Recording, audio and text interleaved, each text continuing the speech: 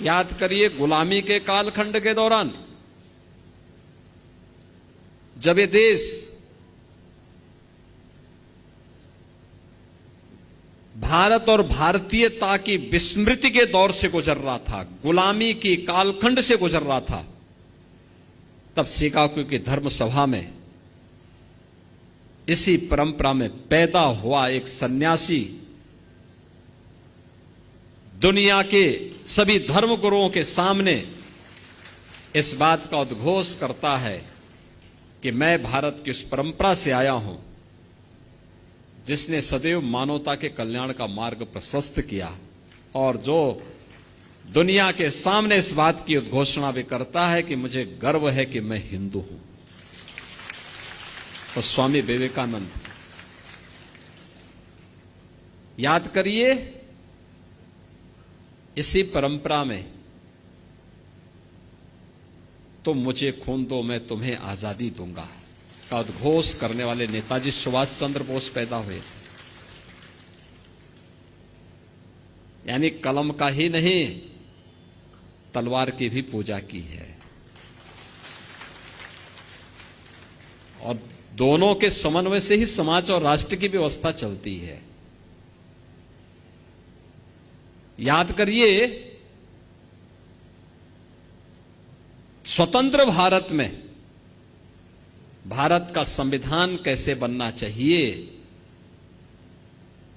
उत्तर दक्षिण पूरब पश्चिम क्षेत्र, भाषा, जाति, मत, मजहब, इन सब को एक साथ एक मंच पर ला करके खड़ा कर ले।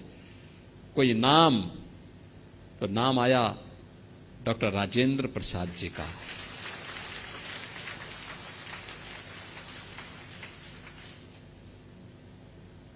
डॉक्टर राजेंद्र प्रसाद जी का।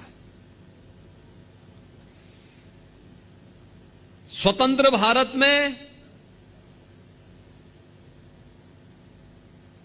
बार बार दुश्मनों के द्वारा किए जा रहे हमलों का जवाब देने के लिए कैसा प्रधानमंत्री चाहिए, तो लाल बहादुर शास्त्री ने 1965 में पाकिस्तान को नाकों चने चबवा करके स्वतंत्र भारत में पाकिस्तान को उसकी औकात दिखाने का काम भी किया था।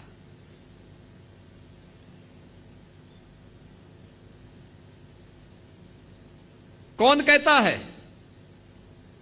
कि कायस्थ समाज केवल अपने कारोबार तक ही सीमित है, केवल कलम तक ही सीमित है? 1975 में जब लोकतंत्र का गला घोंटने का काम किया था, तब जयप्रकाश नारायण जी आगे आए थे, क्रांति का संघनाद उन्होंने किया था। और जब लोग ये बोलते थे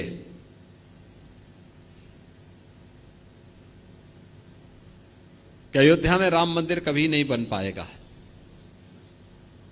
तो महर्षि महेश योगी जी ने हॉलैंड में राम के नाम पर सिक्का चालू कर दिया था। यानी भारत से बहुत दूर हॉलैंड में उन्होंने भगवान राम के नाम पे ही करेंसी जारी कर दी।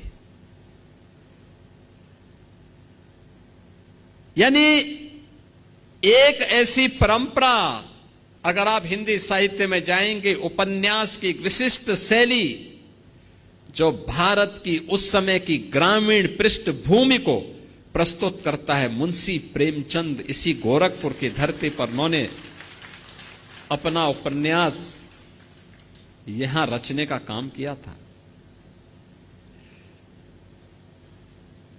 कौन से ऐसा क्षेत्र है, एक लंबी फेरस्त है।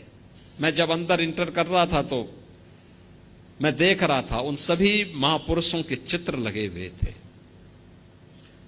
और मैं तो चित्रगुप्त महासभा से कहूंगा उन सभी महापुरुषों के चित्र चित्रगुप्त मंदिर में लगने चाहिए, लगाए जाने चाहिए। उनके इतिहास के बारे में वर्तमान पीढ़ी को बताया जाना चाहिए। याद रखना, अपने महापुरुषों के गौरव से ही वर्तमान पीढ़ी प्रेरणा लेती है और आगे बढ़ने का रास्ता अपना प्रशस्त करती है।